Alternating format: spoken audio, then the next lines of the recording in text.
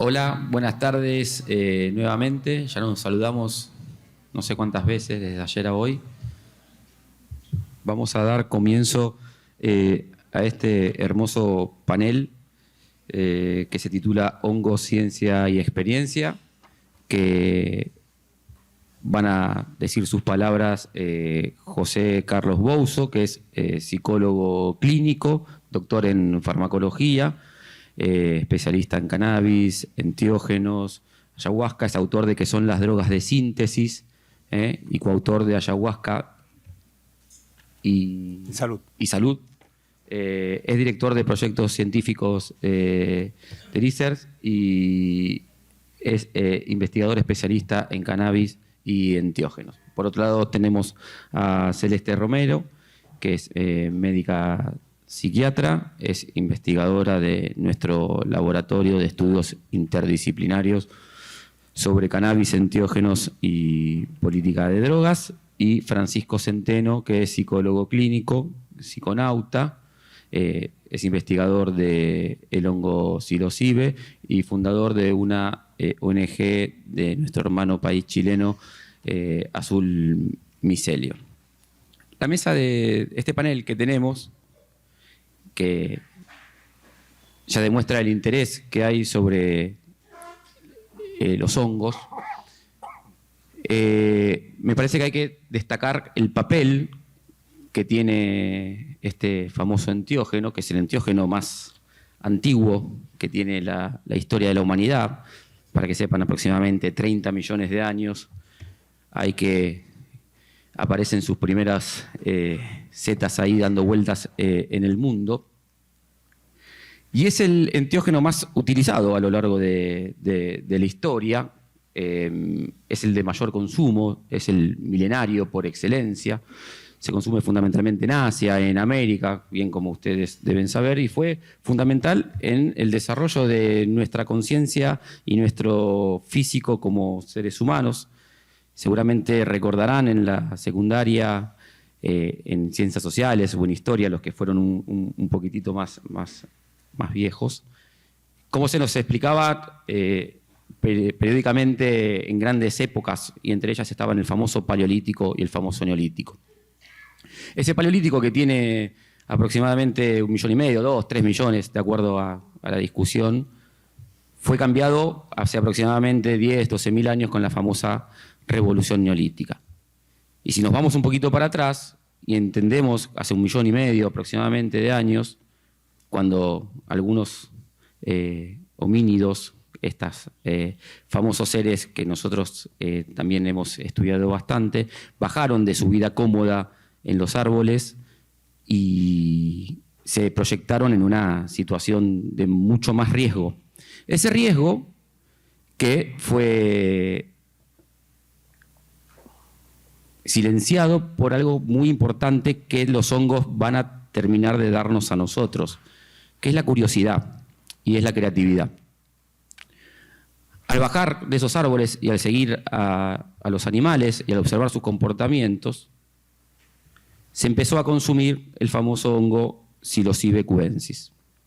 Eso permitió, en primera instancia, un crecimiento inédito en la historia evolutiva del cerebro de una especie animal.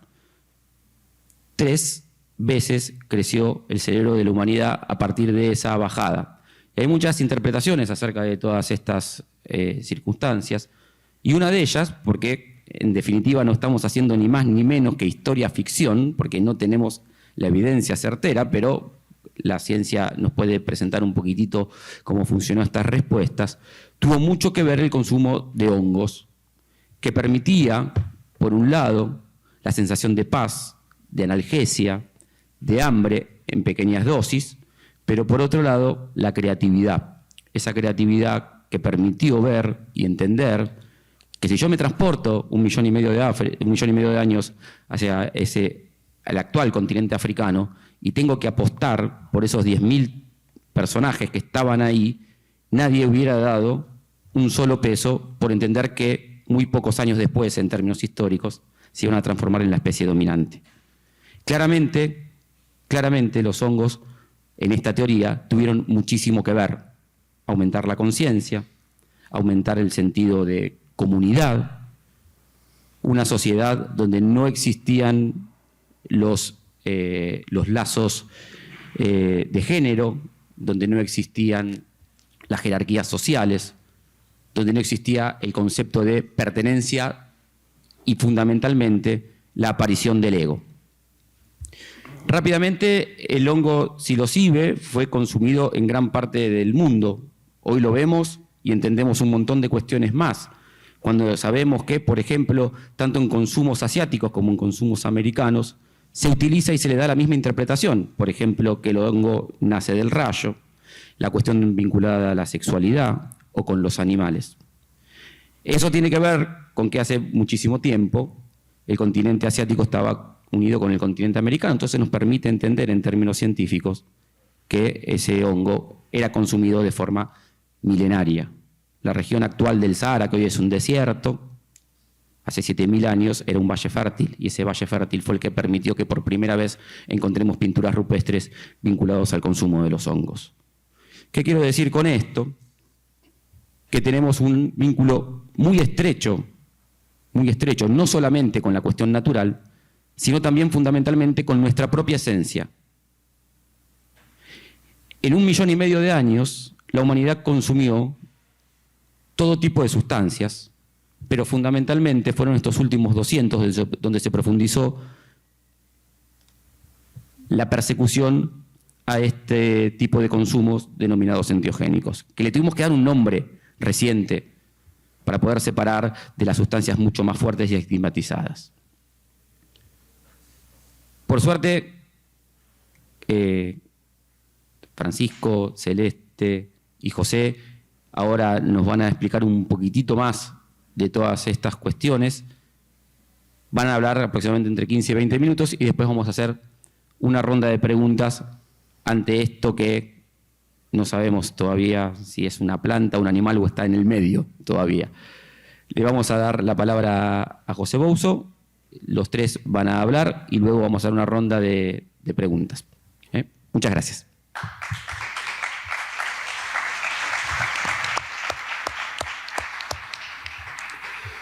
Bueno, muchas gracias por haber venido, muchas gracias por la invitación a participar en estas jornadas y en este panel. Me hace especial ilusión además estar con Celeste, nos conocimos hace 10 años en las jornadas de 2013 y nos hemos ido viendo periódicamente aquí y allá, generalmente en Latinoamérica. Fascinante. Espacio territorial. Entonces, bueno, pues es un placer estar aquí de nuevo y vamos a ver qué se nos ocurre contaros. Voy a empezar por un artículo que publicamos, mis ideas las voy a coger de aquí. Este artículo lo publicamos Jenny Sonia, Maya Kohek y yo mismo, ¿no? Que somos el grupo duro del área científica en ICES. Luego tenemos muchos colaboradores que orbitan en diferentes órbitas, pero fundamentalmente entre nosotros tres es desde donde cocinamos todo lo que se suele hacer. Luego explicaré un poco más, ¿no? Y lo llamamos la ilusión del conocimiento en el campo emergente de la investigación psiquedélica.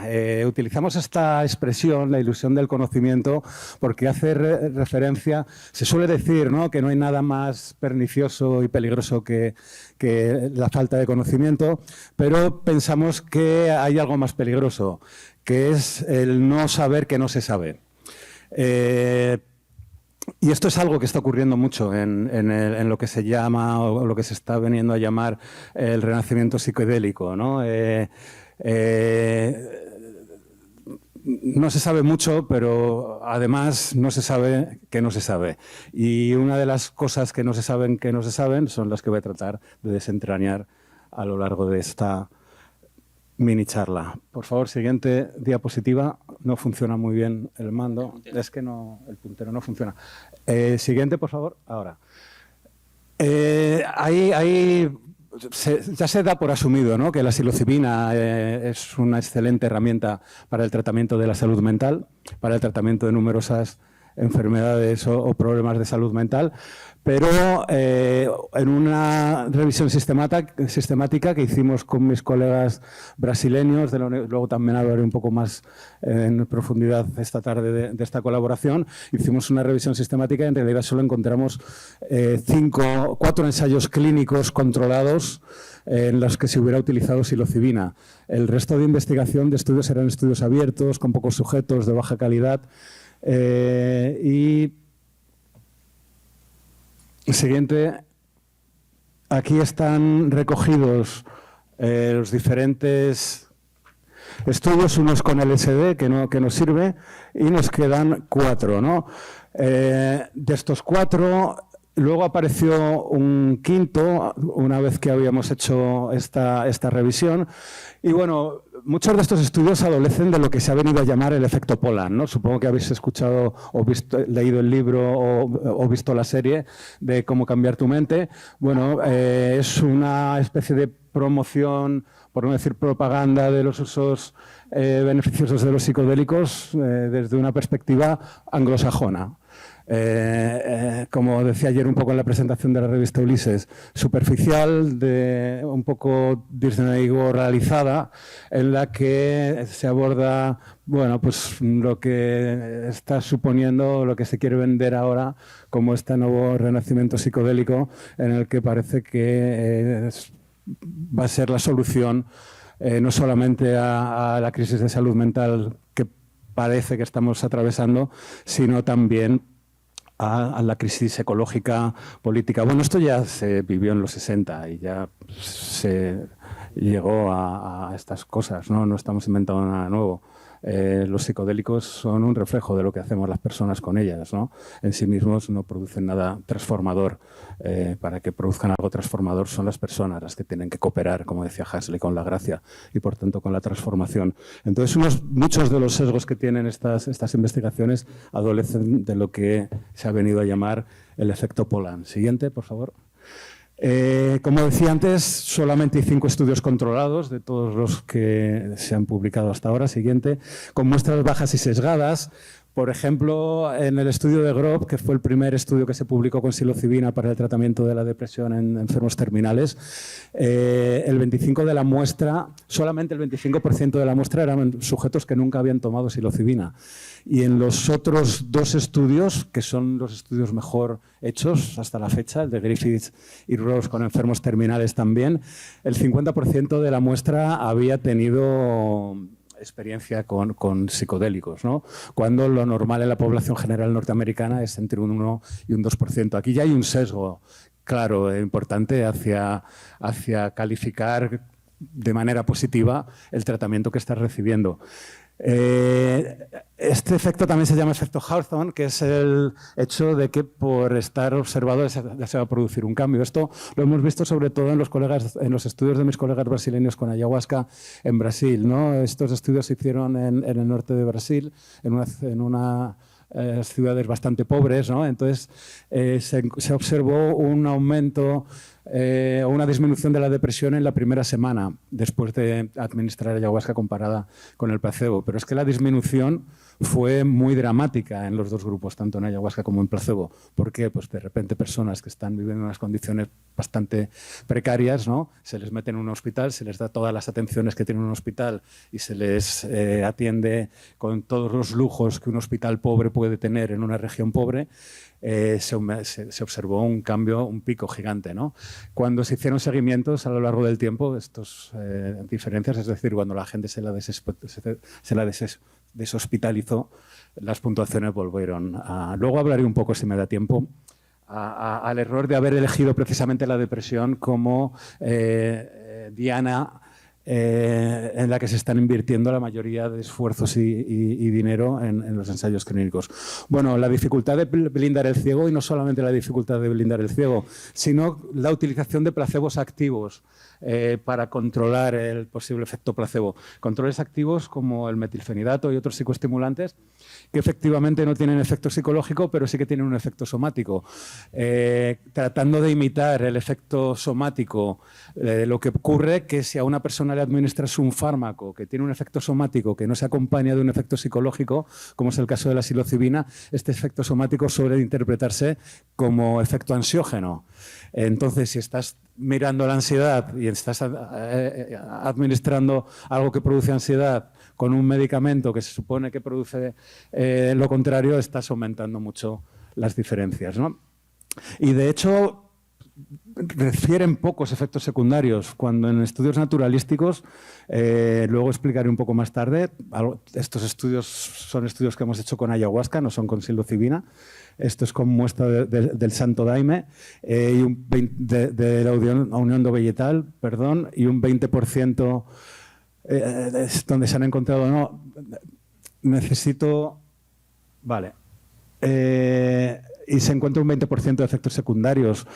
Este estudio lo explicaré un poco más en detalle esta tarde porque es bastante interesante en cuanto al perfil de efectos secundarios, ¿no?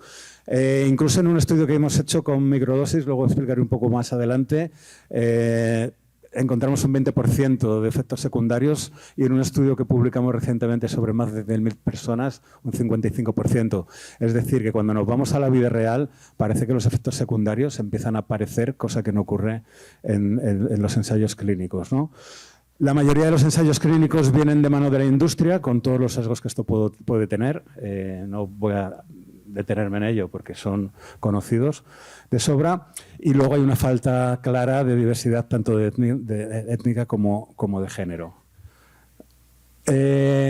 Algunos ejemplos de, por ejemplo, este es el estudio de Charlie Grob de la UCLA, que se publicó en 2011, al que hacía referencia antes. Fue el primer estudio que se publicó sobre psilocibina en el tratamiento de la depresión en personas en fase terminal.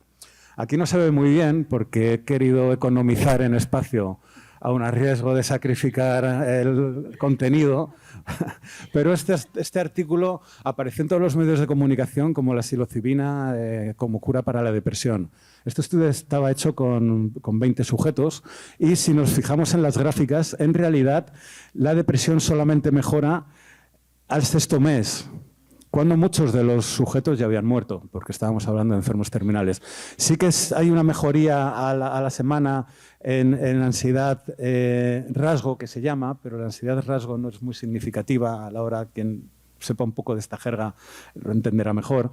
Es decir, un estudio que encuentra mejorías, pero que estas mejorías tampoco son del todo significativas, se popularizó como ya antes de que hubiera más evidencia como la cura para la depresión. Esto es solamente un ejemplo. Cuando ha venido la industria, esto después de todo era investigación independiente y lo que pedían era que se siguiera investigando. Cuando ha venido la industria y ha metido dinero a saco, nos encontramos con un ensayo clínico en el que se compara psilocibina con escitalopram, que es un antidepresivo clásico, un inhibidor selectivo de la recaptación de la serotonina, y lo que nos encontramos es que, siguiente, por favor, que en este estudio no se encuentra diferencia entre la psilocibina y el escitalopram, con todas las promesas que tenía la psilocibina para el tratamiento de la depresión.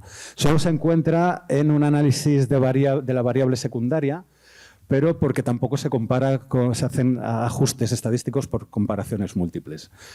Y en el siguiente estudio de COMPAS, que está recientemente publicado también en el New England Journal of Medicine, una de las revistas así médicas más prestigiosas, no encuentran diferencia entre la dosis de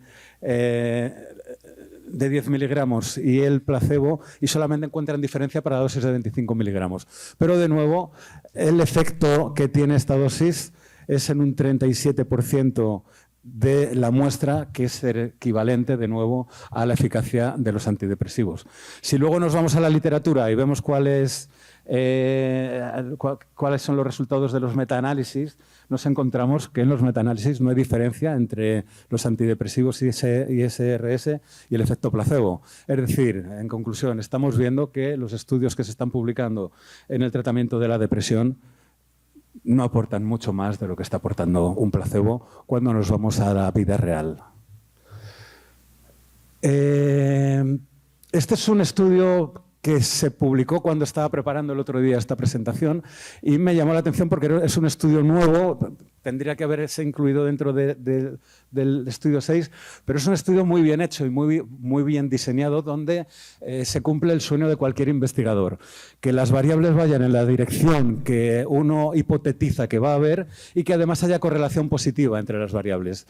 Esto hay que hacerlo muy bien o manipular muy bien los datos para que te salga. Aquí no dudo de la honestidad de los investigadores porque son buenísimos. Creo que son de los menos conocidos en el mundo psicodélico, de los que nunca se han adscrito al movimiento del renacimiento psicodélico, de los que no aparecen en los medios de comunicación, pero de los que mejor hacen las cosas. Y efectivamente encuentran una disminución de la depresión. Y esta disminución se correlaciona con neuroplasticidad. Hay un paradigma utilizando electroencefalografía para medir neuroplasticidad y la correlación es positiva y positiva entre la disminución de la depresión y el aumento de la neuroplasticidad. El problema es que, fijaros, para conseguir estos resultados, no se ve aquí muy bien, es una muestra al final de 10 sujetos, creo, en el grupo experimental y no sé si 12 en el grupo placebo, pero necesitaron casi 1000 sujetos para poder realizar el experimento. De nuevo, los resultados que podemos encontrar aquí, lo que se parece al mundo real, pues es bastante poco extrapolable. ¿Y entonces qué hacemos, no? A la vez, Australia, el 1 de julio, permitió que los psiquiatras pudieran utilizar psilocibina para el tratamiento de la depresión y MDMA para el tratamiento del estrés postraumático, sin que se hayan terminado los ensayos clínicos. Esto es insólito nunca en la historia de la farmaindustria. Un gobierno ha autorizado la utilización de un medicamento sin que se hayan terminado los ensayos clínicos, ¿no? Bueno, claro, dicen que hay una crisis de salud mental gigante. Yo la voy a cuestionar, no ahora, quizá esta tarde, porque quizá lo que hay es una crisis estructural de no entender o de no querer ocuparnos de cuáles son las determinantes sociales, políticos, económicos y culturales que están incidiendo sobre los problemas de salud mental, y preferimos echar la culpa a que quizá los cerebros de las personas pues se están volviendo locos, ¿no? Bueno, ¿cómo es posible, no? Que en 100.000 años que nuestro cerebro prácticamente es el mismo, sea justo en esta entrada de los años 20 del siglo XXI, que se está empezando a hacer cosas raras, ¿no? El caso es que no es Australia el único país y esto cualquier país puede solicitar empezar a utilizar estas sustancias por la vía del uso compasivo, como han hecho Estados Unidos, Canadá, Israel o Suiza, ¿no? O también Australia, aunque Australia no ha utilizado la vía del uso compasivo. Porque claro, estamos encontrándonos con esta tensión de la que se viene hablando también en algunas otras charlas, ¿no? Entre el uso comunitario y la biomedicalización. ¿Se me puedes dar a la tecla, por favor? Vale. Y la biomedicalización, ¿no? Es decir, la utilización de estas sustancias en contextos de ensayos clínicos súper controlados, en las que de nuevo mantenemos el paradigma en el que un médico y una psicóloga y un paciente se encierran en un cuarto, en el que a cambio de dinero se produce una conversación. Este paradigma, que es insólito en toda la historia de la humanidad, aparece con Freud en la Viena de principios del siglo pasado, ¿no? Y que solo ocurre en nuestra cultura, ¿no? Lo habitual es que pues, cuando alguien tiene un problema, como también se ha dicho, ¿no? En comunidades tradicionales, la salud no es una cosa del individuo, la salud es una cosa del desequilibrio entre el individuo, su comunidad, su ecosistema y su territorio físico, su territorio geográfico. Y cuando se produce un desequilibrio, hay que equilibrar, hay que armonizar estos 4 niveles. Por eso, si se destruye el ecosistema o si se invade el territorio, se produce un desequilibrio que hay que corregir. Paradójicamente, el país de la prohibición es el que está, desde mi punto de vista, en una situación lo más avanzada posible, que es concretamente el estado de Oregón y el de Colorado, donde ya se han abierto centros donde la gente puede ir a tomar psilocibina, a tomar setas, puede cultivarlas, por supuesto, puede tomarlas en su casa y además no es necesaria ninguna acreditación de profesional de salud mental para poder llevar estos centros. Simplemente tienes que hacer una serie de acreditaciones en las que se garantiza que el centro es seguro. De hecho, habría que preguntarse si los psiquiatras y los psicólogos clínicos somos las personas más preparadas para utilizar estas sustancias. Nuestra preparación ha sido tapar síntomas, no fomentarlos, ¿no? Que es lo que hacen estas sustancias, ¿no? Y en nuestras manos va a estar el manejo de estas cosas que, bueno, a mí me queman, ¿eh? Por eso me dedico a la clínica y hago investigación, entre otras cosas, ¿no? Cuando nos vamos a cuáles son las motivaciones a la vida real, no de por qué las personas utilizan hongos, esto ya es una encuesta un poco antigua, pero las principales motivaciones son curiosidad, adquirir o alcanzar una experiencia mística, introspección. Fijaros que el hecho de colocarse pues no está entre las principales, que es lo que parece que en los medios de comunicación nos cuentan. Es que la gente utiliza estas sustancias porque lo único que quiere es colocarse. Bueno, parece que no, ¿no? O al menos los usuarios o engañan persistentemente a los investigadores, o a lo mejor algo tendríamos que creerles, ¿no? De hecho, la mayoría califica estas experiencias como entre positivas y mayormente positivas. Solamente un 7,3% las califica como neutrales y pocas como negativas o mayormente negativas, aunque por supuesto estas sustancias también pueden producir efectos adversos y esto hablaré un poco más en profundidad esta tarde. Pero esto, y con esto ya estoy terminando, esto es lo más interesante de todo, ¿no? Cuando se les pregunta a las personas que han utilizado setas si han sido perjudicadas, están en fuertemente en desacuerdo, son neutrales entre los usuarios en salud mental, en efectos físicos. Es decir, la mayoría de usuarios consideran que el consumo de honguitos no les ha perjudicado en la salud mental ni en la salud física, ni mucho, bueno, no les ha perjudicado. Mientras que si nos vamos en mayor parte, ¿no? Si nos vamos a los usuarios, ¿no? A los que nunca han utilizado hongos, consideran que los hongos están fuertemente de acuerdo en su mayoría los que consideran que son un daño para la salud física, para la salud mental, para relaciones de amigos, relaciones con la familia, en su carrera científica o académica, profesional o académica. Es decir, esto tomo la clásica cita que se atribuye a Timothy Leary de que estas sustancias producen locura transitoria a algunos políticos que nunca las han tomado, ¿no? Parece que esto, cuando lo trasladamos de la clase política a la sociedad civil, hay un correlato también. Y ya para terminar, mi defensa hacia el uso comunitario y huir ya de la medicalización, aunque está muy bien que haya medicalización, como se hablaba antes, esto lo vemos en Brasil. Yo trabajo con un grupo en Ribeirão Preto, en la Universidad de Sao Paulo en Ribeirão Preto, donde nuestros psiquiatras, pues en la nevera tienen CBD, tienen ayahuasca, tienen haloperidol, tienen sertralina y en función de lo que consideran, pues utilizan una cosa u utilizan otra.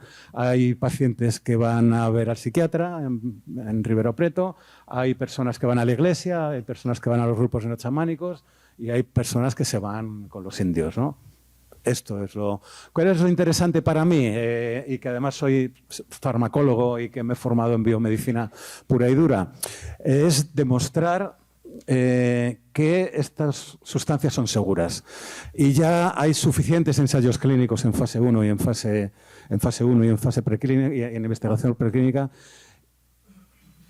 y suficiente evidencia empírica de todos los años que estas sustancias vienen siendo utilizadas como para considerar que estas sustancias tienen el potencial de seguridad suficiente como para poder empezar a ser utilizadas fuera de contextos puramente psiquiátricos. Sobre todo porque hay una aberración histórica, y es que la psilocibina, como la mayoría de las sustancias, están prohibidas sin que nunca se haya hecho una evaluación toxicológica por parte de la Organización Mundial de la Salud. Los criterios de la JIFE, de la Junta Internacional de Fiscalización de Estupefacientes, exige que para que una sustancia se mueva en las listas y para que una sustancia sea incluida en unas listas tiene que venir un informe técnico del Comité de Farmacodependencia de la OMS. Bueno, aquí está la lista de sustancias que ha evaluado la OMS para ser incluidas en las listas. Y si nos vamos a la psilocibina, se propuso su inclusión en el año... ¿La anterior, por favor? En el año 69, en el 71 se incluyó, pero cuando nos fuimos a cuando se hizo el informe técnico, no aparece. No solo la psilocibina, la DMT, principio activo de la ayahuasca, tampoco se hizo nunca informe técnico. La mayoría de las sustancias que están en la lista 1 y que hoy se consideran psicótropos súper peligrosos, en realidad están por una cuestión puramente política y no técnica, porque hay escasean los informes. Y ya para terminar, porque creo que viene muy a cuento, me gustaría leer algunas frases de María Sabina en la biografía que le hizo Álvaro Estrada.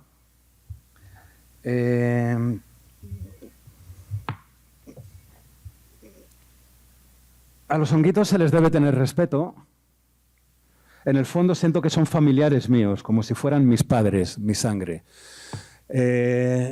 Claro, comparemos esto, ¿no? En comunidades tradicionales que se consideran familiares, los honguitos, a este contexto hipertecnificado, hipermercantilizado, en el que a los honguitos se les ha extraído de su medio, se les ha encapsulado, como hizo Albert Hoffman, y se les ha comercializado. Al hilo de esto, dice además María Sabina, los honguitos deben ser comidos por completo, porque si por descuido se tira un pedazo, los niños preguntan al estar trabajando, ¿dónde están mis pies? ¿Por qué no me comiste por completo?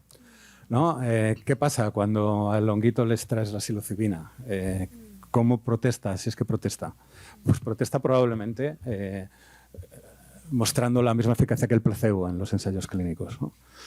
Estas sustancias, los honguitos, son escurridizos al ensayo clínico. Funcionan muy bien para evaluar la tolerabilidad y la seguridad, pero son escurridizos al ensayo clínico porque estas sustancias están pensadas para ser utilizadas en el curso de un proceso terapéutico.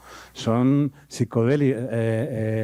psicoterapias potenciadas por psicodélicos, psicoterapias asistidas por psicodélicos. En el momento en que tratas de encasillar a los psicodélicos y esto no lo entienden las agencias reguladoras porque quieren considerar a los principios activos, a los psicodélicos, como si fueran un fármaco más, pero es que estos no son fármacos sintomáticos. Estos fármacos, estas sustancias, igual que producen sanación, producen locura, producen lo que el investigador o que la persona quiere que produzcan. Ahí tenemos el experimento de MKUltra, ¿no?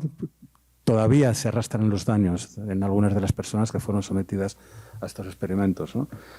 Y una última frase de María Sabina, y con esto termino, y una frase lacónica, y creo que ya determinante.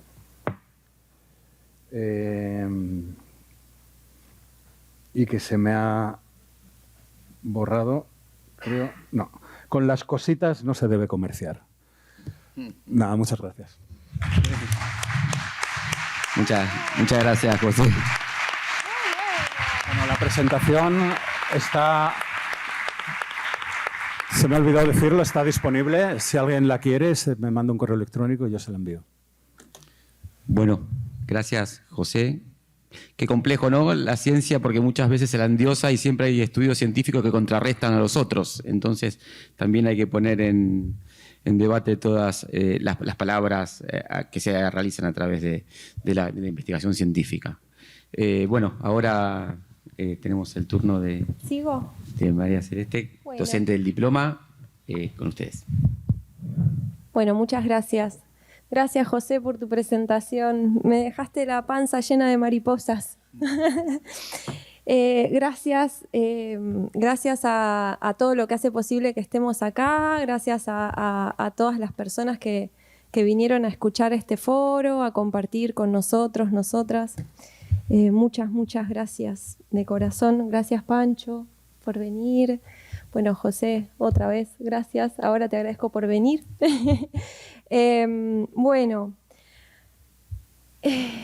hongo, ciencia y experiencia le pusimos a este foro, ¿no? Y recién te escuchaba y cuando decías honguitos, ahí era, ¿no? Cuando salía una mariposita y otra mariposita, ¿no? Y se ponían contentas. Porque hay una cuestión que tiene que ver con las narrativas, ¿no? Que yo me voy a hacer un experimento acá a vivo. ¿Cuántas personas en este... No se preocupen que no las estamos filmando ni nada de eso. Sí. Pero bueno... Reconocimiento facial activado. A ustedes no les estamos filmando, ¿no? Reconocimiento facial no hay. ¿Cuántas personas en esta sala usaron hongos psilocibes? Levanten las manos.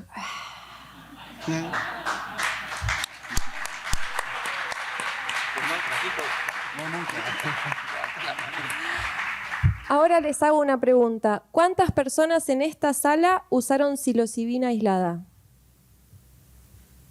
¿Una? ¿Dos? ¿Dos o tres? Bueno. ¿Por qué le decimos a los hongos psilocibina entonces todo el tiempo, ¿no?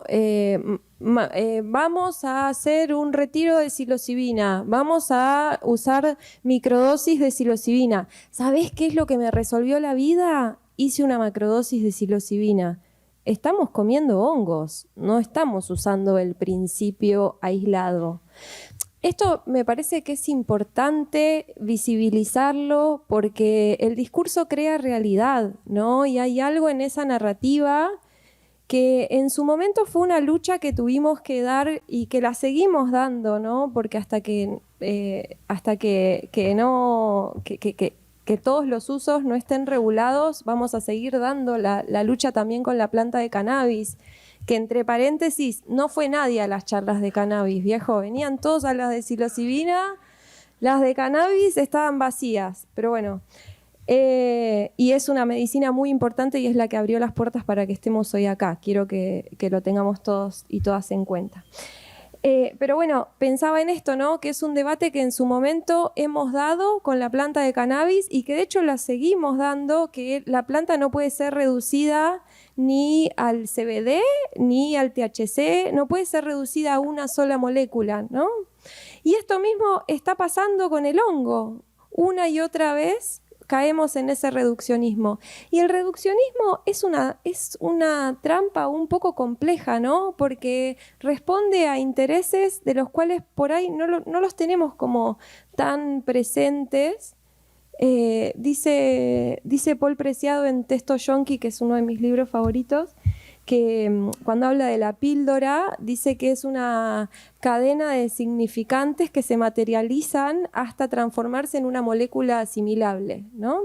Y hay algo de esto de que, de hecho, si pensamos químicamente al hongo y a qué es lo que ejerce los efectos para atravesar la barrera hematoencefálica y demás, el hongo, la psilocibina se tiene que transformar en psilocina. Sin embargo, hablamos de psilocibina porque sí, es una molécula más estable, más fácil de producir, más fácil de vendértela en una píldora. Y hay una cuestión que no sé si solo subyace, como que está atravesando todo este activismo, ¿no? En torno a las medicinas a mí me gusta llamar las medicinas de la conciencia, que tiene que ver justamente con si vamos a seguir el cuerpo para que nos lo sigan medicalizando o qué, ¿no? Y si esta relación que tenemos con el hongo, ¿vamos a dejar que se medicalice o qué? Por eso estaba re contenta recién cuando te escuchaba, José. Y yo no sé qué tanta rigurosidad tendrá la evidencia científica que da cuenta de que las medicinas de la conciencia, bueno, los psilocibes, las experiencias con hongos son catalizadoras de procesos en los cuales somos más conscientes de la unidad con la tierra, y nosotros, nosotras, ¿no? De nuestro cuerpo territorio, de la importancia de todo el universo de relaciones andantes que somos. Lo que sé es que en general de todas las, no sé si todas, no me gusta la palabra ni siempre, ni nunca, ni todo, pero en general, si hay algo que hace el hongo es conectarte, ¿no? Y en ese sentido de la conexión y de la desconexión, me gusta un término que se lo escuché a un ecólogo chileno que se llama Juan Pablo Rego. Si no lo conocen, búsquenlo porque es un maravilloso, que no está escrito en ningún lado. Le mandé a preguntar, de hecho, si lo podía conseguir en algún artículo, y me mandó a decir que no había tenido tiempo para escribirlo, pero que siga pasando la voz porque era un término que era como bien representativo de lo que nos pasa en Occidente. Y él habla de este término ecopatía, ¿no? Y cuando se refiere a la ecopatía, da cuenta de esto que nos pasa en Occidente, de que habitamos un cuerpo, ¿no? Una materia, como personas humanas, habitamos un cuerpo que está permanentemente interconectado. Si acá se acaba el aire, nos morimos todos en nada, ¿no? Necesitamos del agua, necesitamos del alimento que nos da la tierra. Estamos permanentemente tejidos en una red de vida maravillosa en la que intersomos, pero a la par de eso, mentalmente estamos totalmente escindidos, ¿no? Entonces, a esa escisión que como profesional de salud mental, lo digo, ¿no? Nos genera mucho sufrimiento y me parece que es uno de los principales desafíos que tenemos en estos tiempos, ¿no? Poder trascender esa forma de andar escindidos de nuestro cuerpo territorio, andar escindidos de nuestras relaciones, no poner el foco en el uso que hacemos de un elemento fundamental para la vida y con el cual estamos empezando a tener problemas, sabíamos que iba a empezar a suceder esto, que es el agua, ¿no? Entonces, bueno, yo no sé qué tan fuerte es la evidencia científica de que los hongos son ecodélicos, pero me gusta mucho el término, ¿no? En el que se conjuga ese reconocer el hogar que somos, la naturaleza que somos, ¿no? Me gusta mucho esto de que el hongo, el proceso con el hongo, y esto lo voy a decir desde un lugar absolutamente personal, individual y experiencial, porque no tengo ningún problema de compartir que lo que digo lo digo desde también mi experiencia de haber dialogado con ellos. Me parece que es muy importante también para entender estas medicinas poner primero que nada el cuerpo. Y el hongo hace ese proceso, ¿no? De empezar a reconocer nuestro cuerpo como un territorio sagrado, y a través de esto que decía Nati en el foro anterior, ¿no? Y esto de empezar a reconocer que no se trata solo de salir a la naturaleza, sino que también podemos entrar en ella cuando somos conscientes de que la habitamos permanentemente. Así que cuando hablamos de psilocibes, de hongos del género psilocibes, y le decimos psilocibina, a mí un poco que se me afecta un poquito el corazoncito, ¿no? Porque pienso que el psilocibe, el hongo, viene del micelio, y que si hay algo que nos enseña el micelio es la trama vincular, ¿no? El micelio es una trama vincular súper profunda. El micelio desafía, como dice Merlin Sheldrake, el micelio desafía mucho nuestra imaginación humana, ¿no? Porque es un cuerpo sin cuerpo, es una plataforma de permanente conexión que avanza, pero avanza conectadamente. ¿Cómo desafía eso a esta occidentalidad que le ha declarado la guerra a la vida, ¿no? Que se ha escindido de la importancia de salvaguardar la salud no solo individual y no solo humana, sino de todas las formas de vida y todas las manifestaciones de vida en los territorios que habitamos. Así que, bueno, también pensaba en eso, ¿no? En poder, un poco como dice Vandana Shiva también, ¿no? Otra hermosa líder ecofeminista que a mí me nutre e inspira mucho, que honestamente no sé si comió hongos, no sé si lo necesita tampoco. Pero esto, ¿no? De poder pasar del reduccionismo a la regeneración, ¿no? Y también en ese sentido me parece que es muy importante que tenemos la posibilidad de no comernos el viaje, de que la única forma de regular esto, de acompañar este proceso, incluso de investigar, acá estamos en una casa de estudios, formamos parte de un laboratorio interdisciplinario que acá el doctor lo dirige, y justamente tenemos la oportunidad de poder ampliar un poco la mirada, ¿no? Y poder generar otra forma de evidencia que en definitiva, quizás desde mi lugar, a mí lo que me motiva es que podamos volver a estar como en armonía, ¿no? Y siento que la conexión es parte de la armonía que hemos perdido y que estas medicinas son catalizadoras de conexión y armonía. Por eso, bueno, agradezco mucho estos espacios. Pensé que no me iba a alcanzar el tiempo y todavía tengo tiempo de sobra, así que hermoso.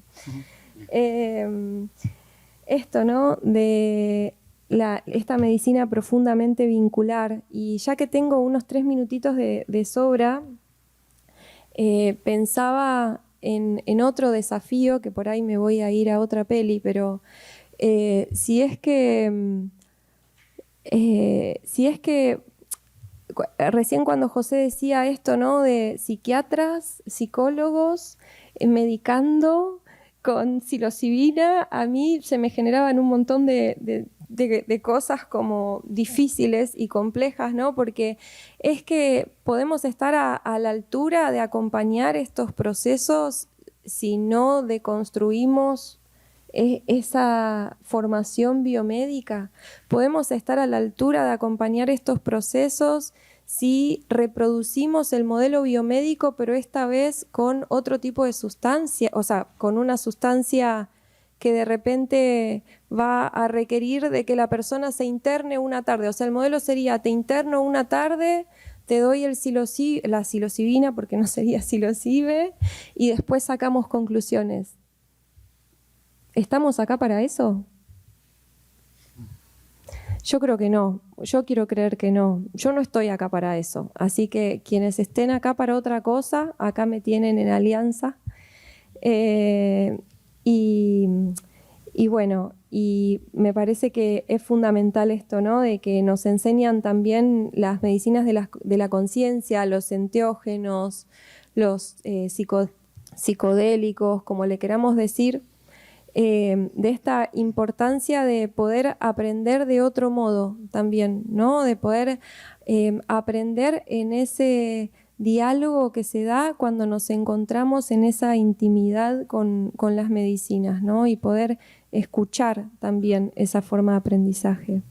Así que, bueno, agradecer a todos por su atención. Espero no haberles aburrido. Y le voy a dejar al Pancho que continúe y gracias por escuchar.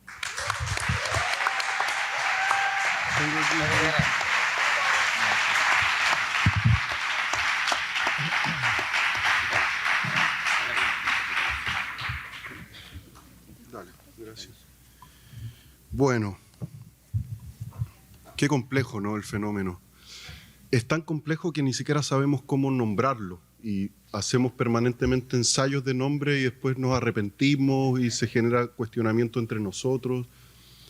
Y no lo digo solamente por la discusión de si los hongos, si los psibios son un agente visionario, un enteógeno, un psicodélico, un psicóptico, un qué, sino que incluso tenemos problemas para definir a los hongos psilocibios, no solo en su uso, sino para definirlos en su taxonomía y qué son, ¿no? Y tenemos esta discusión, de hecho, tuve la oportunidad de intercambiar algunas palabras con Jonathan Ott a propósito de esto y decía, están mal dicho hongos psilocibios, ¿no? A propósito de la psilocina, ¿no? Que en realidad parece ser como más el corazón químico del asunto, se supone en teoría, ¿no?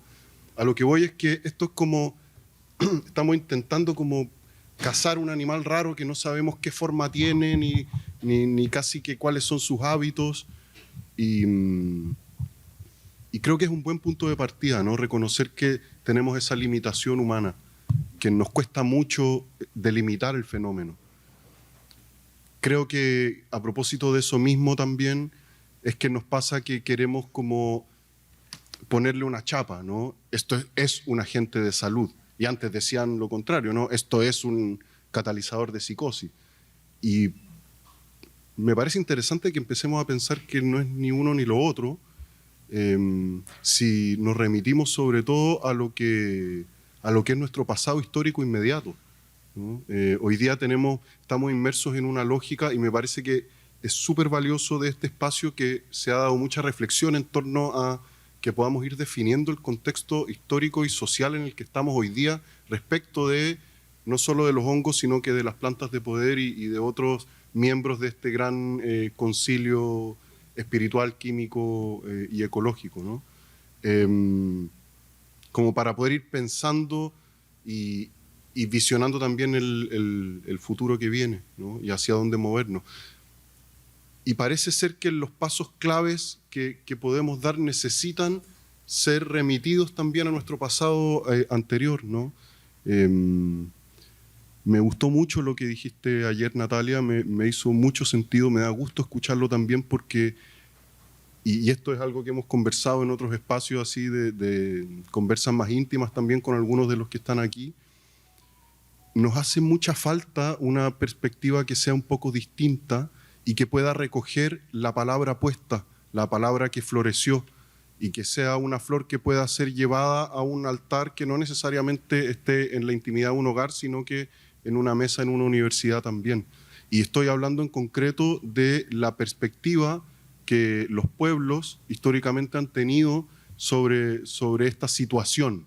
Ya digo situación para no decir problema, para no decir sustancia, ¿no? Reconociendo que nos cuesta, y a mí también me cuesta mucho encontrar una comodidad, una palabra cómoda para referirme a los hongos, ¿no? Pues de repente digo niños y en experiencia de visión se presenta como un profesor, ¿no? Y se me cae el término que yo mismo estoy tratando de sostener y me lo cambia, me lo da vuelta y se burla de mí, ¿no? Entonces, hay algo muy interesante en esta perspectiva de las naciones y de los pueblos que tiene que ver con el reconocimiento de que no estamos frente a un objeto. Y yo, así como en esta declaración de intereses que hace Cele, a mí me interesa mucho la reivindicación del animismo, ¿sí? Y que podamos volver a hacer o rehabilitar nuestra capacidad de hacer relaciones entre sujetos y vincularnos con estos fenómenos como si nos estuviéramos vinculando con un sujeto, no solamente como si. Y esto es algo que para mí es muy claro cuando he podido acercarme y nutrirme de la palabra, de los caminos y de las tradiciones también indígenas en torno a esto, ¿sí? Que en general ellos tienden a considerar, por supuesto que con sus matices y variaciones, que estamos hablando de un sujeto, ¿sí? Y que es un sujeto que además tiene sus características bastante particulares, ¿no?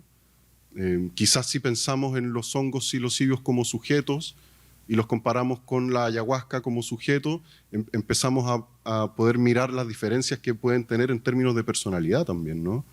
Y estas son cosas que uno puede encontrarse no en la literatura, no en una ponencia, sino que en la experiencia de la relación directa, ¿sí? No es que necesariamente estemos animando a la gente a que vaya a comer hongos, pero sí hay un... No necesariamente, porque entendemos que también las panaceas no existen y que no... Y en esta realidad de intersujetos no le caemos bien a todo el mundo y hay otra gente que sí, que no, y depende de las afinidades, y creo que esa es la palabra clave, ¿no? poder distinguir así si hay afinidad o no.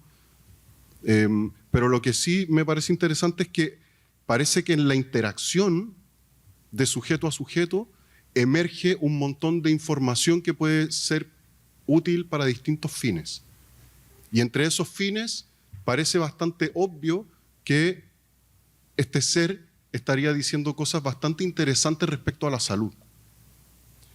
Yo hace algunos años llevé estudios a una de las comunidades donde yo estoy en formación permanente y le digo a mi taita, mira lo que están diciendo, qué bacán, los estudios científicos, y él me mira y se ríe y me dice, está muy bien, pero en realidad no son ellos quienes son la punta de la flecha. Que desde el punto de vista indígena me parece un comentario bastante evidente, pero yo inmediatamente me di cuenta que nosotros como sociedad tendemos a estar muy atentos o sobreatentos a lo que va diciendo la ciencia, y en realidad lo que él me dijo es, ella viene detrás y está haciendo esfuerzos por intentar explicar cosas que nosotros ya sabemos. Y esto es cosa de ver montones de artículos y cosas con las que uno se puede encontrar en torno a los hongos, ¿no? Y se habla de el potencial terapéutico de los hongos. Yo no sé si ese es un término que tenga sentido en las comunidades que los trabajan, ¿no? Como potencial terapéutico, pero si nosotros ya sabemos que funciona.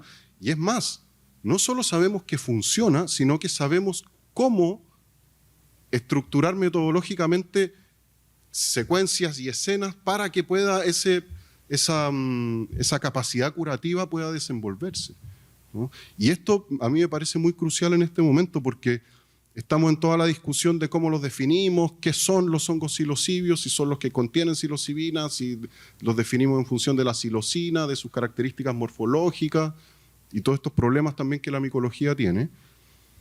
Y estamos recién, a propósito de que esa discusión ha ido avanzando, encontrando más o menos claridades, empezando a pensar en cómo. Y para mí eso es clave en este momento, ¿sí?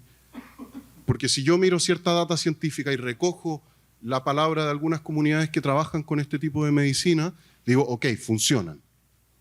Y entonces, por favor, ayúdenos a entender cómo. Y esto es algo que en la tradición se llama instrucción. Por favor, ayúdanos a entender cómo es que tenemos que hacer.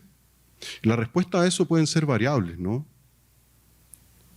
La respuesta a veces es, aquí hay un método, síguelo al pie de la letra. A mí la primera respuesta que me dieron fue, toma, aquí está. Yo lo tomé en mis manos, dije, yo no sé lo que es esto, y me dijeron, vuelve en 7 años para que empecemos a hablar, y durante esos 7 años, haz. Pero ¿cómo voy a hacer si no sé? Porque se aprende haciendo, me dijeron. Entonces, luego de ese proceso de búsqueda, de testeo también, de prueba, de crisis personal también, vuelvo a ese lugar y a poder hablar de metodología. ¿Qué quiero decir? Que hoy día estamos descansando en las respuestas que nos puedan dar las instituciones, en la respuesta que nos pueda dar la ciencia, y parece que a veces no confiamos en la respuesta que nos pueda dar la interacción que nosotros podemos tener con las comunidades que custodian los altares y estos conocimientos, y también con el hongo mismo. Entonces, hoy día, frente al problema de quién tiene la potestad, quién va a formar, quién va a entregar las autorizaciones, los permisos, las acreditaciones, incluso las patentes, parece ser que a mí lo que más me hace sentido es que podamos construir modelos integrales que puedan considerar desde la epistemología y desde la política también el animismo. Y yo nos quiero animar a que podamos profundizar en estos conceptos. Por supuesto que este no es el espacio para hacerlo, porque el espacio para hacerlo tiene que ver con lo vivencial y tiene que ver también con conversar y dialogar con distintos agentes que puedan mirar este asunto desde distintos puntos de vista, ¿sí? Pero yo tengo la sensación de que es el animismo el que puede venir a sumar un elemento que está faltando en la discusión. a propósito de este escenario ambivalente que decía Natalia, ¿no? Y igual es bien loco porque pensamos, si la realidad está hecha de objetos, entonces como que la inteligencia artificial y todo lo que está empezando a pasar está fuera de esos marcos igual, ¿no? Estoy diciendo que el animismo no es algo que se contraponga a la perspectiva tecnológica, por ejemplo. Y esos son los puntos donde me parece que podemos irnos encontrando. Y para llevarlo a cosas bien concretas de los fines de esta mesa, es interesante lo que tiene que decir el animismo respecto, por ejemplo, a set y setting, que creo que son conceptos en los que todos estamos más o menos familiarizados, ¿no? No es necesario definirlo en este momento, creo, espero, ¿sí? Y así muchas cosas, ¿no? De cómo aplicamos o cuáles pueden ser los usos clínicos, incluso terapéuticos, si es que consideramos que estamos trabajando con un ser. ¿Qué pasa, por ejemplo, en los contextos terapéuticos, donde ya no somos dos y empezamos a ser tres, por ejemplo? Y yo creo que esto es un campo de exploración, ¿no? Hay mucho que decir y que eso que vaya a ser dicho ojalá que venga de la interacción y de la experiencia, ¿sí? Porque este es un tiempo en el que estamos un poco siendo empujados a salir de la teoría y a empezar a entrar también en la práctica, ¿sí? Y a empezar a poder hablar desde el cuerpo, desde la memoria que está impresa en función de esa interacción y de esa experiencia. Hay demasiados rincones en los que podemos meternos en este fenómeno y hay demasiados lugares donde hacer doble clic. Y eso también es bonito porque una persona no puede estar o habitar todos los rincones. De alguna forma dependemos de la diversidad. Dependemos de la diversidad de intereses también, ¿sí? Que a tal persona le interesó depresión porque en su familia no sé qué, y tal otro se metió en temas de autismo y empezó a indagar, y otra persona se metió en temas de salud reproductiva femenina, por ejemplo, y se metió en esos temas. Estoy mencionando todos temas que están siendo abiertos ahora, ¿no? Y creo que es como incluso absurdo pretender que haya alguien, una persona que sepa sobre todos esos temas, cuando en realidad me parece que estamos en medio que en un océano con la luz apagada, ¿no? Y nos cuesta un poco saber cómo. Entonces, bueno, eso. Quiero plantear más reflexiones en torno a estos desafíos que vienen y creo que es importante que nos articulemos. Creo que hay una cuestión territorial que es muy relevante.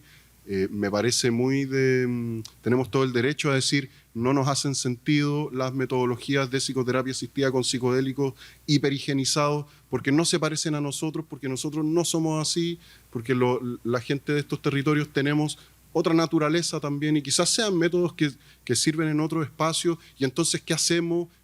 Podríamos trabajar con comunidades para construir metodologías híbridas, porque también los métodos indígenas tienen maneras y tienen declaraciones de lo que es la salud y formas de entender los síntomas que son distintas. Yo en el mundo indígena me he encontrado con sintomatología que jamás he visto en nuestras sociedades mestizas occidentales, nunca.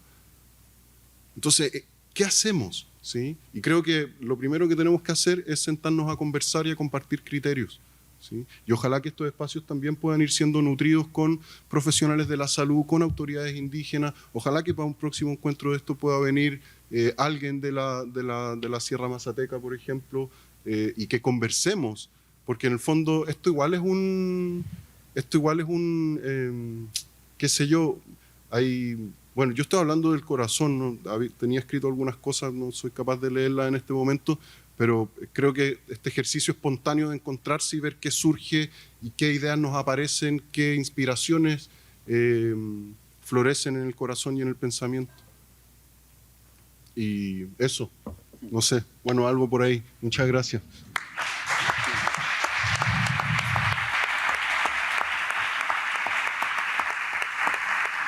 Muchas gracias, Francisco.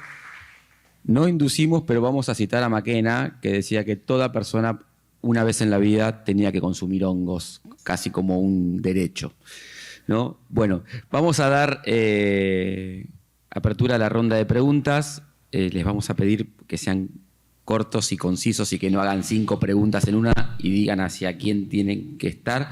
Si quieren resolver esta y otras dudas más, les quiero comentar algo que nos hemos olvidado, de que está próxima la apertura de la inscripción del diploma que se llamaba Cannabis y Política de Drogas, y como nos gusta cambiar siempre, rápido todo, le propusimos un nuevo cambio que va a tener el nombre de enteógenos. O sea que vamos a tener nuevas interpretaciones desde el diploma, nuevos profesionales, que ya algunos de acá se van a comprometer, aunque no sepan, pero van a formar parte, ya están diciendo que sí.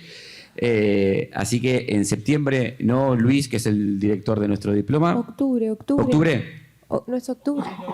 Octubre, noviembre, abiertas las inscripciones. Abiertas las inscripciones. Pueden seguir al Instagram del laboratorio, que es cannabisenteógenos.unc, o la página del laboratorio, que lo buscan desde cualquier buscador, y ahí van a sí tener todas las respuestas más acordes a esto.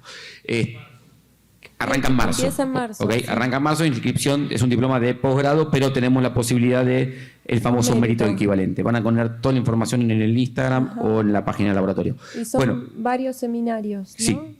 Histórico, jurídico, médico, científico de investigación. De investigación. Es el único diploma de posgrado que tenemos, y de enteógenos, bueno, también es una novedad a nivel regional esto, y es un orgullo, ¿no? El espacio en el laboratorio también, ¿no? Exactamente. Que bueno, que si bien es... Es todo endogámico. que si bien es un espacio que está surgió en este año que transcurrió, ¿no? 2, ya llevamos 2. ¿Del laboratorio también? El segundo, sí. Ah, wow. Y el tercero del diploma, mi amor. Ah, wow. Bueno. Perdimos la noción del tiempo, qué lindo, ¿no? Sí. Pero bueno, pero eso, que también está el laboratorio para que podamos pensar proyectos juntos. La revista, que también las invitamos a descargarla. La revista gratuita. Bueno, estamos avanzando bastante y obviamente necesitamos de todos ustedes. Ajá, y el hecho de la revista, que ahí está, el EUSIS, es re importante, ¿no? Porque es en nuestra lengua, es desde nuestro territorio, es levantar también nuestra voz. Bueno, estuvimos viendo vistas de la revista y habían muchos lugares. De muchos lugares del mundo. Hasta sospechosos. Pero bueno, ya pasamos todo el chivo. Por favor, estas cuestiones. No tenemos mucho tiempo más porque están invitadísimos, obviamente, a la conferencia de José, que vamos a tener lugar en el auditorio. Perdón, el aula magna. Sí, todavía estoy con la parte vieja, ¿viste? No me actualicé. Bueno, pueden levantar la mano, así más o menos tenemos un paneo de cuántas preguntas. Perfecto, 1, 2, 3, 4, 5. ¿Ok? Estamos con 5 personas y arrancamos corto, por favor. Y decir para quién. Hola, ¿qué tal? Soy Nicolás. Es una pregunta en general para quien quiera respondérmela. Yo veo ciertos paralelismos entre algo que se gestó con el cannabis, particularmente en Argentina, y que creo que viene ocurriendo con los hongos. Hay 2 cosas que para mí tienen en común. Una es la posibilidad del autocultivo, y la otra es el desarrollo de prácticas terapéuticas que combinan ciencia occidental, medicina tradicional y también los conocimientos fruto de la experiencia propia de quienes hicieron terapias con cannabis, por ejemplo, ¿no? Creo que eso es un paralelismo entre las 2 sustancias, los 2 fenómenos. Y en el caso del cannabis hubo un desarrollo de prácticas de salud comunitarias, ¿no? Que vinieron a contraponerse de alguna manera a la lógica biomédica e incluso a enseñarle algunas cuestiones. Como investigador yo me pregunto qué condiciones existen para que se generen prácticas de salud comunitaria utilizando hongos, y en ese marco me pregunto qué rol puede tener ese conocimiento que generan terapeutas y usuarios de hongos. ¿Qué tareas creen ustedes que nos debemos como usuarios o como terapeutas en este sentido? ¿Voy yo? Lucas, hiciste un 3x1 más o menos, ¿no? El combo. Igual te banco porque me encantó lo que abriste. Bueno, a ver. Sí, indudablemente hay un montón de paralelismos. Destaco esto que también trajiste, de que es una medicina que se puede autocultivar. Eso es re importante, me parece que es esencial.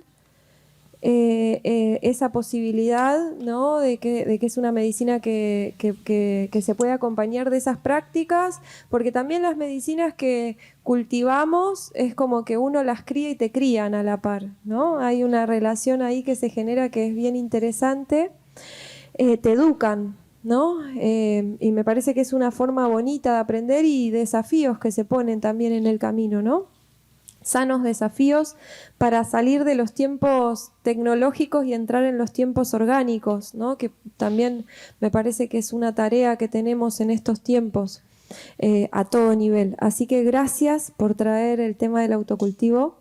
Creo que la condición fundamental es la humildad para entender o para integrar esto, ¿no? De que al haber tantas personas relacionándose con el hongo, cada una desde su lugar y cada una también creando sentido y demás, es importante escuchar e integrar esos saberes, no comernos el viaje de que porque uno tiene un cartón académico o lo que fuera, su palabra puede tener más validez que la de otra.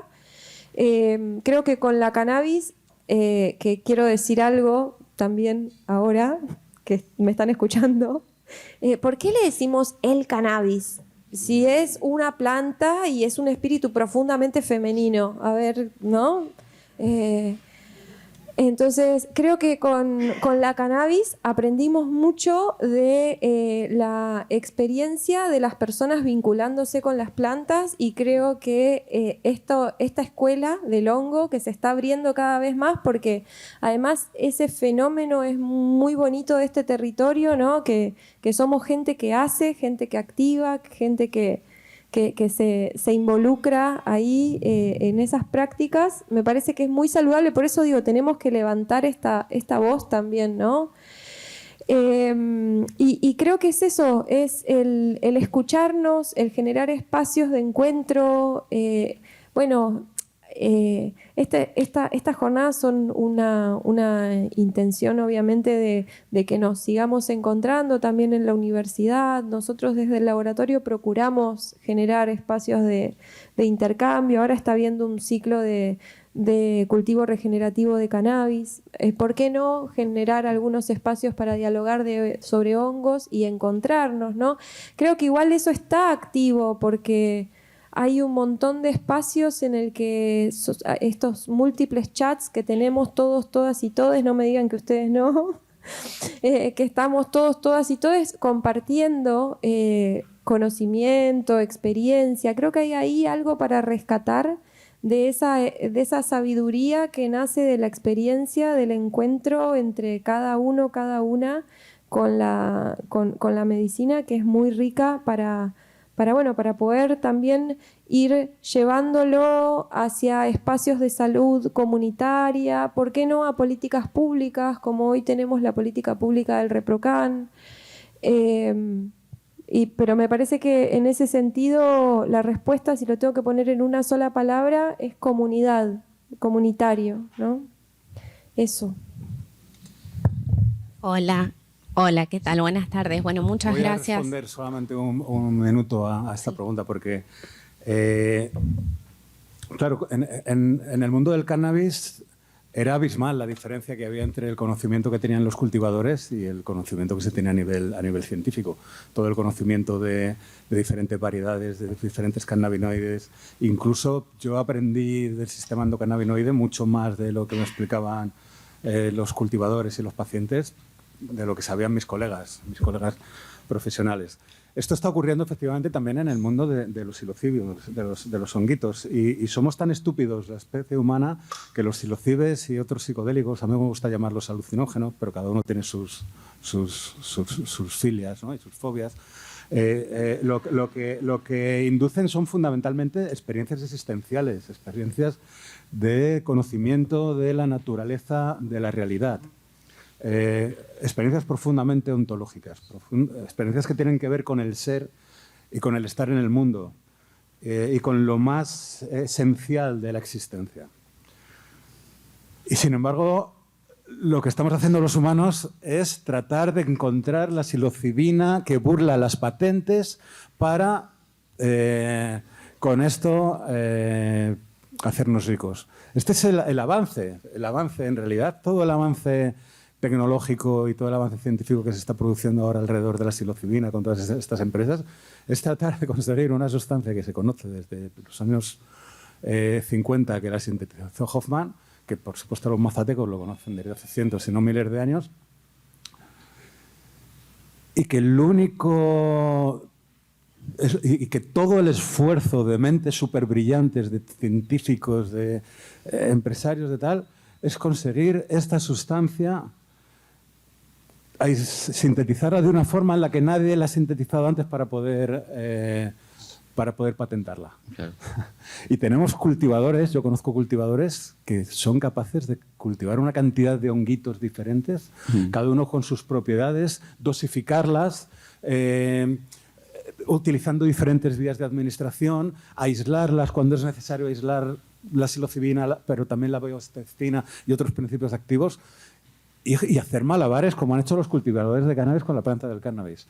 Y este conocimiento se está persiguiendo, es el conocimiento que se está persiguiendo. Y no vamos a revertir esto, porque estamos en manos de la pasta, que es al final lo que importa. Pero sí podemos hacer que se les deje de perseguir. Entonces, creo que lo que tenemos que aprender, y lo hemos aprendido, y los norteamericanos lo han aprendido, porque lo han aprendido con la despenalización y con la regulación en todos los estados norteamericanos que han ido regulando el cannabis medicinal, y lo están empezando a aprender con el tema de los honguitos, es a que se deje de perseguir a la gente. Y yo ahora, cuando he estado en California, estoy en Colorado, en la conferencia más, pero también lo he visto aquí, he visto honguitos que en mi vida había visto de gigantes. O sea, es que con uno de estos honguitos abasteces a medio bloque, ¿no? Entonces, los conocimientos van a seguir yendo en paralelo, porque la biomedicina pide moléculas patentables y la comunidad lo que pide son cosas que funcionan para satisfacer sus demandas existenciales. Entonces, para mí, el aprendizaje es que la presión hay que hacerla en los tribunales. Y otra cuestión con lo que planteas, José, a diferencia del autocultivo con la marihuana, porque con la marihuana, ¿qué nos ha pasado? Que la planta generalmente, bueno, los que tenemos un poco más de años, la vimos de grandes. En cambio, el hongo yo no puedo cortar el árbol o decirle a la vaca que no defeque porque va a crecer va a crecer el hongo ahí. Entonces, lo que tenemos que lograr es que no se clandestinice el autocultivo del hongo, a pesar de que tiene mucho más beneficios que la marihuana, lo sabemos, el tiempo, el olor, el espacio de cultivo, es mucho más fácil en todo eso, pero eventualmente tenemos que lograr ir para adelante, por una vez, porque muchas veces nosotros estamos yendo para adelante, creemos que estamos avanzando y estamos yendo para atrás todavía. O sea, gran parte de la humanidad se estaría riendo de nosotros hablando de esto acá. Y eso es algo que nosotros tenemos que lograr de superar. Vamos con otra pregunta. Hola, buenas tardes. Yo lo que les quería pedir era como si nos podían guiar en una especie de reflexión de cómo porque yo los veo como intermediarios entre una medicina, la que llamamos tradicional, que tiene un método duro, que necesita variables, un método hegemónico para demostrar las cosas, y como que y que hay otra de un saber que viene de lo profundo, que hay que cuidar. También uno entiende que muchas, no sé, Rita Segato explicaba que había muchas comunidades que se habían mantenido como ocultas para sobrevivir a esto, ¿no? Que no deja de ser situaciones donde se ha arrasado con la tierra, con los recursos, y parece que se tiene que demostrar que es necesario tomar sol, que es necesario estar en patas para uno sentirse bien, y por eso la diferencia entre uso recreativo y medicinal, y cómo, bueno, también cuestionar esas cosas, de que uno dice que recreativo también es salud. Entonces, y yo los veo a ustedes como intermediarios de que tienen ambos saberes y que lo pueden plasmar, y que necesitamos esto de que esté en un espacio a veces universitario, porque parece que tuviéramos que convencer a un modelo donde hay que ir a explicarle al tradicional, entre comillas, bases que es esto que decían, el chamán dice, bueno, no sé, ellos se creen ahora que están descubriendo algo. Entonces, ¿cómo articulan, qué piensan ustedes del método científico? Yo, esta cuestión de decir, todo se tiene que demostrar por un método científico, quizás en la universidad podemos empezar a pensar que hay otras formas de demostrar y que no vamos a poder demostrar una variable, o cuando salen los estudios que voy a decir, la Universidad de Oxford descubrió que ahora los perros tienen sentimiento y basta con que uno tenga un perro hace un montón de tiempo y vos te das cuenta que sienten, no hace falta que lo hayan medido en un estudio. Y creo que esa es la cuestión, que a veces seguimos como intentando demostrar cosas y que quizás tenemos que cambiar, es como la mirada, sin perder de vista que vamos a seguir poniéndonos contentos cuando se demuestre evidencia, pero pareciera para ir a ganar un territorio. Sí, va. Hay que hacer aikido, no entrar en conflicto. Todo suma, ¿sí? Los fenómenos tienen expresiones múltiples. Y la parte química es un asunto, la parte social es parte del asunto, y es así un complejo, ¿no?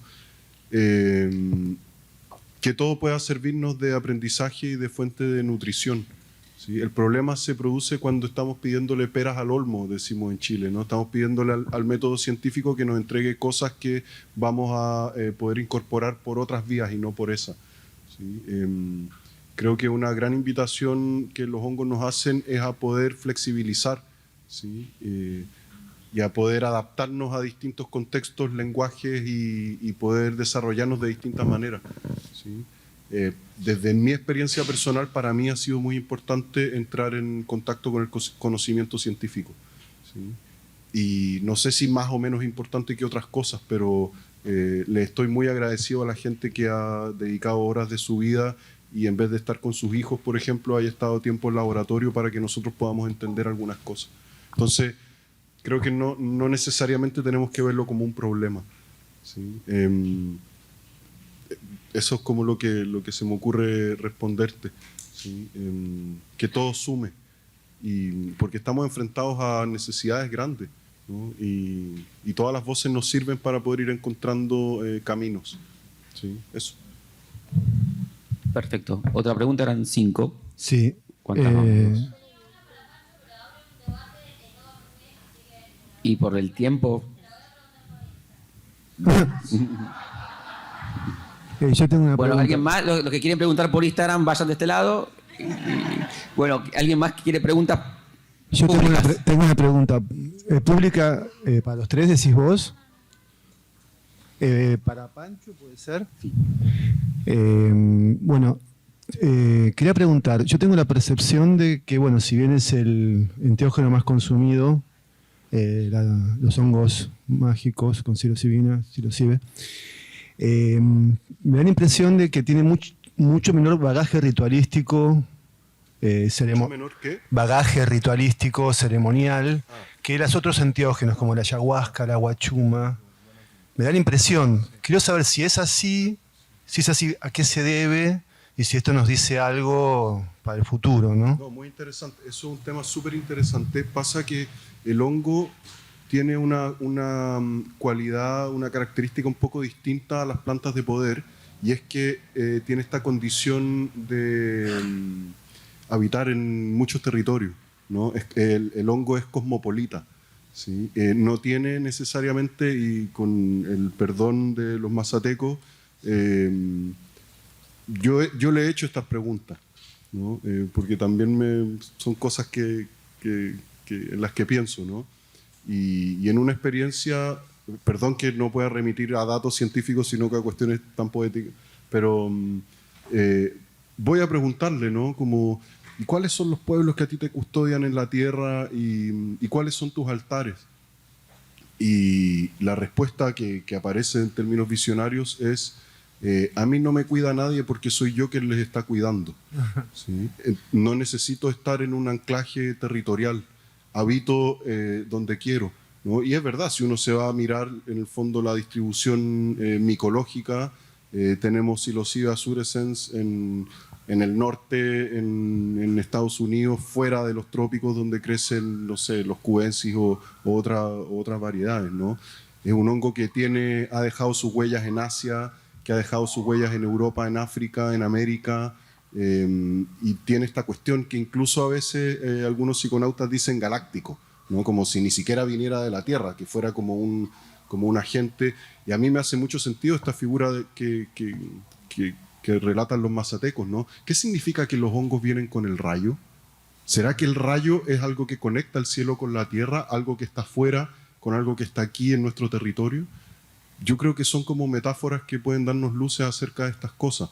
Ahora, respondiendo así más precisamente a tu pregunta, los altares de los hongos fueron muy perseguidos porque estaban demasiado evidentemente vinculados a la brujería y a lo femenino, ¿sí? Entonces era una cuestión como hongos, sapos y culebras, ¿no?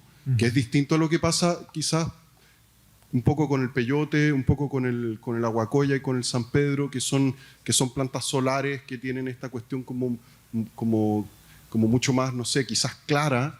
Los hongos tienen este velo de misterio, de cuestión oculta, de cosa media tenebrosa también, que comparte en parte con la ayahuasca, ¿no? Y yo creo que hay una cuestión ahí como política religiosa que también hizo que mucha tradición y muchos altares en torno a los hongos fueran perseguidos con mucha brutalidad, ¿sí?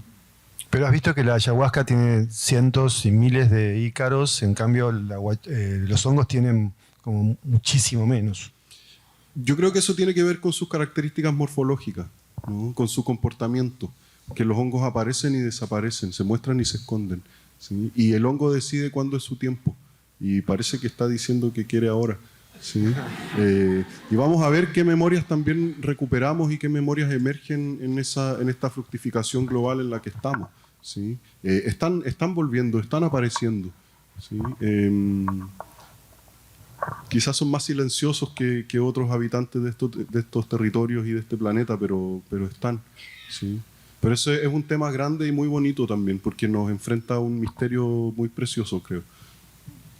Ahí había otra pregunta. Y te repito rápido la parte científica, ya fue investigada esta pregunta mucho y tiene que ver con el chamanismo y lo que significa con el ritual propio y la técnica. Y acá es también una discusión que tenemos que tener en la actualidad, porque la comercialización de todo esto, la mercantilización y la marketingización del consumo de setas también está perdiendo todo este concepto. Históricamente sí se utilizaba en términos rituales y una de las bebidas más importantes enteógenas que utilizaron en la humanidad, que es el soma, ¿verdad? Fue creado en base a hongos. Entonces había un ritual muy fuerte. Pero es una discusión muy interesante la que vos estás planteando. Ella y ya estamos, me parece ahí. ¿No? Allá, atrás. ¿No? Hola, ¿qué tal? Mi pregunta va dirigida a Celeste, que es psiquiatra, ¿verdad? Sí. Quería saber si hay alguna contraindicación para personas que, por ejemplo, tengo a mi hermano más chiquito que tiene un trastorno de la personalidad múltiple y como no encuentro mucha información, estuve en otra charla en la que dice que sí, que puede ser viable hacer como una restauración de la química del cerebro, pero no encuentro mucha información acerca de eso. Y nada, quería saber si puede ser perjudicial o lo puede ayudar en microdosis, por ejemplo, acompañado por algún terapeuta que tampoco sé quién puede ser. Bueno, gracias por traer el interés por la salud de tu hermano a este espacio, que es lo que muchas veces también nos acerca a navegar, ¿no? por otras formas de abordajes en salud y demás. A mí no me dice mucho de tu hermano el diagnóstico.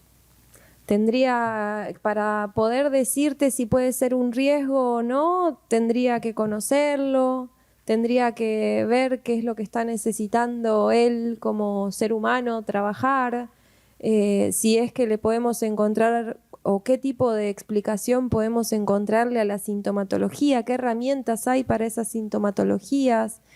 Me parece que eso que traes es muy rico, justamente para que tengamos presente que no podemos reducir a las personas a un diagnóstico, ¿no? Entiendo tu preocupación y después, cuando terminemos, te doy mi teléfono y después lo charlamos.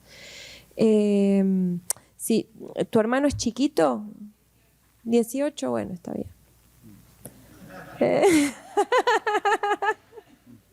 18 ya puede votar, ya puede hacer un montón de cosas, bueno, puede decidir.